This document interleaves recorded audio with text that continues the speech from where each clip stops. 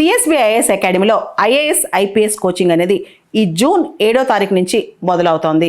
ఎవరైనా సరే అడ్మిషన్ కోసం ఈ ఫోన్ నెంబర్ని కాంటాక్ట్ చేయొచ్చు. తెలుగు జాతి ఆత్మగౌరవ ప్రతీక, విశ్వవిఖ్యాత నట సార్వభౌమ మరియు తెలుగుదేశం పార్టీ వ్యవస్థాపకులు స్వర్గీయ నందమూరి తారక రామారావు గారి 103వ జయంతి వేడుకలు ఆంధ్రప్రదేశ్లో ఘనంగా జరిగాయి. భారతదేశానికి, తెలుగు జాతికి ఎన్టీ రామారావు గారు చేసిన అసమాన సేవలను గుర్తిస్తూ కేంద్ర ప్రభుత్వం ఎన్టీ రామారావు గారికి భారతరత్న, ఏదైతే మన దేశం యొక్క హైయెస్ట్ సివిలియన్ హానర్ ఉందో ఈ హానర్ని ఎన్టీ రామారావు గారికి అందించాలని చెప్పి మహానాడు వేదికగా ఒక తీర్మానాన్ని ప్రవేశపెట్టారు.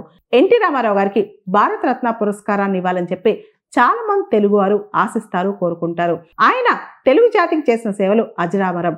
చలనచిత్రాల్లో ఏ పాత్ర పోషించినా ఆయనే సాటి. పౌరాణికాల నుంచి సాంఘికపరమైన చిత్రాల వరకు కూడా ఆయన పాత్రలు విశేషంగా ఉంటాయి. అంతేకాదు రాముడన్నా, కృష్ణుడన్నా ఈరోజు కూడా మనకి ఎన్టీ రామారావు గారే గుర్తొస్తూ ఉంటారనమాట.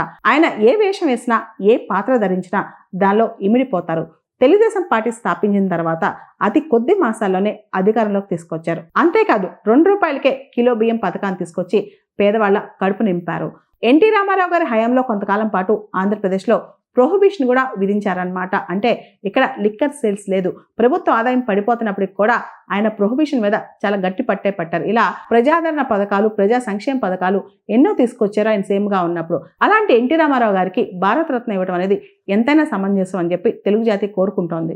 అయితే భారతరత్న అనేది ఎవరికి వెళ్తుంది, ఏ రంగంలో నిష్ణాతులకు వెళ్తుంది అనేది చాలా మందికి ఒక అనుమానం. ఇది literature, science, art, public service అంటే ప్రజాసేవ చేసిన, కళల్లో నైపుణ్యం ఉన్న, లేదా లిటరేచర్ లేకపోతే సైన్స్, శాస్త్ర విజ్ఞానం ఇలాంటి వాటిలో ఇస్తారు. దీంతో పాటు గొప్పగా మానవాళికి అత్యున్నతంగా సేవ చేసిన వ్యక్తులు కూడా ఇచ్చేమని గుర్తించి ఇచ్చే ఒక గుర్తింపు మాత్రమే. భారతరత్న అవార్డు వచ్చిన తర్వాత ఆ వ్యక్తి పేరు పక్కన భారతరత్న జోడించుకోవడానికి వీల్లేదు. కేవలం ప్రభుత్వం గుర్తించిన 2 టైటిల్స్ మాత్రమే వాడుకోవాలి. అదేంటంటే భారతరత్న పురస్కార గ్రహీత, రాష్ట్రపతిచే భారతరత్న పురస్కార గ్రహీత అని మాత్రమే. అంటే recipient of Bharat Ratna award. Bharat Ratna అనేది ఒక బిరుదు, టైటిల్ కాదు. భారతరత్న అనేది వాళ్ళ సేవను, వాళ్ళ యొక్క ప్రతిభను గుర్తించి ఇచ్చే ఒక గుర్తింపు మాత్రమే. సో మొదటగా literature, science, art, public service ఈ 4 రంగాల్లోనే ఇచ్చేవాళ్ళు. 2011 తర్వాత దాన్ని హ్యూమన్ ఎండీవర్స్ అంటే మానవాళికి ఉన్నతమైన సేవ చేసిన వ్యక్తులు కూడా ఇవ్వటం జరుగుతుంది. దీనిలో భాగంగానే 2014లో సచిన్ టెండూల్కర్ అత్యంత పిన్న వయస్కుడుగా ఈ అవార్డును స్వీకరించడం జరిగింది. సిఎస్బిఐఎస్ అకాడమీలో ఐఏఎస్ ఐపీఎస్ కోచింగ్ అనేది ఈ జూన్ 7వ తారీఖు నుంచి మొదలవుతోంది. ఎవరైనా సరే అడ్మిషన్ కోసం ఈ ఫోన్ నెంబర్ని కాంటాక్ట్ చేయొచ్చు.